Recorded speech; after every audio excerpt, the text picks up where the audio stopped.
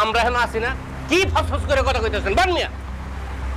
আমি বুঝলাম না, শাহিন কয়েকদিন হলো মাত্র বিয়ে করছে, এর মাঝে বউর সাথে কি যে ভেজাল হইলো, যার কারণে বৌমা আর বৌমার ভাই বিচার ডাকলো। ওই শাহিন, সমস্যা কি হয়েছে কত দেখি? চাচা, আমার কোনো সমস্যা নেই।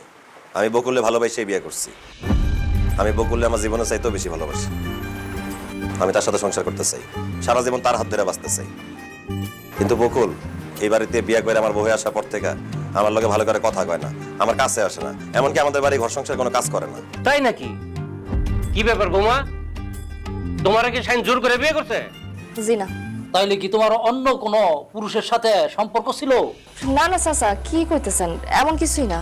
তাইলে তুমি কি জন্য শাহিনের স্বামী হিসাবে তোমার কাছে যাইতে চাও না, তার স্ত্রীর মর্যাদা দিতে চাও না? তোমার সমস্যাটা? সমস্যা হইতেছে কাবিনের টাকা চাচা। আমি তার কাছে আমার কাবিনের টাকা চাইছি, কিন্তু সে কোনোভাবে আমার কাবিনের টাকা দিতেছে না। আর সেই জন্য আমি তাকে স্বামীর মর্যাদা দিতেছি না, এমনকি তার বাড়ি ঘরে কোনো কাজও করতেছি না। বুঝলাম না। আরে শাহিন তো তোমার সাথে সংসার করতে চায়, সে তো তোমার তালাক দিতে চায় না, তাইলে তুমি কাবিনের টাকা চাও কে লিগা? তালাক দিলে যে কাবিনের টাকা দিতে হয়, এটা তো ভুল কথা। কাবিনের টাকা হইতেছে আমার হক, আমার অধিকার। স্ত্রী যখনই কাবিনের টাকা চাবে, স্বামীর সেটা দিতে হবে। এটা তুমি ঠিকই কইছো, কিন্তু বৌমা, তোমার স্বামীর কাবিনের টাকা দেওয়ার সামর্থ্য আছে কিনা এইটাও তো তোমার দেখতে হইব নাকি? এত কিছু তো আমার বোনের দেখে লাভ নাই কাকা। সে নিজের ইচ্ছা সব জ্ঞানে কাবিন 5 লাখ টাকা করছে। আমার বোন যেহেতু কাবিন দাবি করছে, এখন আমার বোনের সে কাবিনের টাকা দিলেই সেই বাড়িতে সংসার করবে। নয়তো আমিও কই দিয়েছি, আমার বোনকে আমি এক্ষুনি এই বাড়ি থেকে নিয়ে যাবো। ভাইজান, মনে হচ্ছে কাবিনের টাকা লাগে আপনি আপনার বোন আমার কাছে বিয়ে দিচ্ছেন। আমি আপনার বোনের কাবিনে 1 টাকাও দিতে পারবো না। আপনার যদি চলে যেতে এতই মন চায়, আপনার বোনের লয়ে চলে যান এখান থেকে। তুমি মনে হয় জানো না, আমি যদি এখন তোমার সংসার রেখে চলে যাই, তাহলে তোমার কাবিনের টাকা দেওয়া লাগবে। আর তুমি যেহেতু সবার সামনে বলেই দিলে আমার চলে যাওয়ার কথা, ঠিক আছে আমি চলে যাবো, কিন্তু আমার কাবিনের পুরোপুরি টাকা এখন পরিশোধ করো। হায় হায় হায়, আফতাব ভাই, বেশ তো দেখা যায় খুব ভালো মতনই লাগছে। সিদ্দিক ভাই, শুধু পেস তো না, শাহি তুই তো ফাড়াবা শেষ বইরে গেছস রে। হ্যাঁ, তুই যদি ওখানে এই বউরে ছাইরা দেস, তাইলে তোর কাবিনের টাকা দেওয়া লাগবো। আর যদি তুই এই বউ নিয়ে সংসার করস, তাইলে তোর বউ তো কইলো ওই কাবিনের টাকা ছাড়া তোর লগে সংসার করবো না। মোট কথা, কাবিনের টাকা তোর দেওয়ানি লাগবো।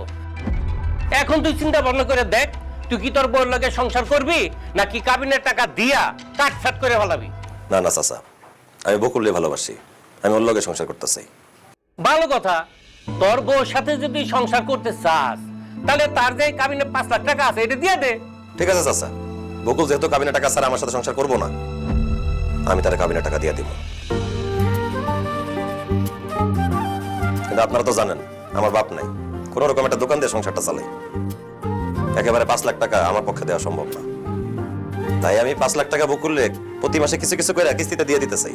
অসম্ভব, আমার বোন কোনোদিনও কাবিনের টাকা কিস্তিতে নিব না। আমার বোনকে কাবিনের পুরো টাকা একবারে দিতে হইব। কিরে কথা কস না কেন? হ, ভাইজান ঠিকই কইছে, আমি কিস্তিতে কোনো টাকা নিব না, আমার কাবিনের পুরোপুরি টাকা এক লগে লাগবে। শোনো বৌমা, সব কিছু তোমার মন মতন তো চাইলে হইব না।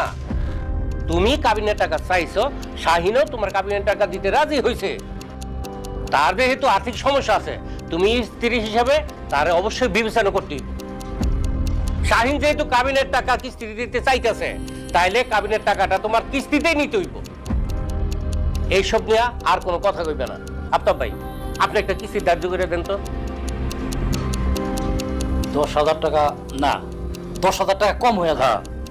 শাহিন, তুই প্রতি মাসে 20,000 টাকা কইরা তোর বউরে কাবিন বাবদ কিস্তি চালায় যাবি। বৌমা, এই বিষয়ে কি তোমার আর কোনো কথা আছে? না, আপনারা তো এলাকার গণ্যমান্য মানুষ, আপনাদের কথা তো আর ফালা দিতে পারবো না। ঠিক আছে, যেটা বলবেন সেটাই। তবে আমার একটা কথা, প্রতি মাসের 1 তারিখে কিস্তির টাকা পরিশোধ করতে হইব। শুনলি তো কি কইলো? প্রতি মাসে 1 তারিখে কিন্তু কিস্তির টাকা দিয়ে দিতে হইব, ঠিক আছে? জি চাচা, ঠিক আছে। তাইলে বিষয়টা তো মীমাংসা হয়ে গেল। বৌমা আর শাহিন, এই ব্যাপার নিয়ে তোমরা কিন্তু আর ঝগড়াঝাটি করো না, হ্যাঁ? চলেন তাহলে আমরা চলে যাই। আমরা গেলাম তাহলে, হ্যাঁ? আচ্ছা, ওয়ালাইকুম আসসালাম।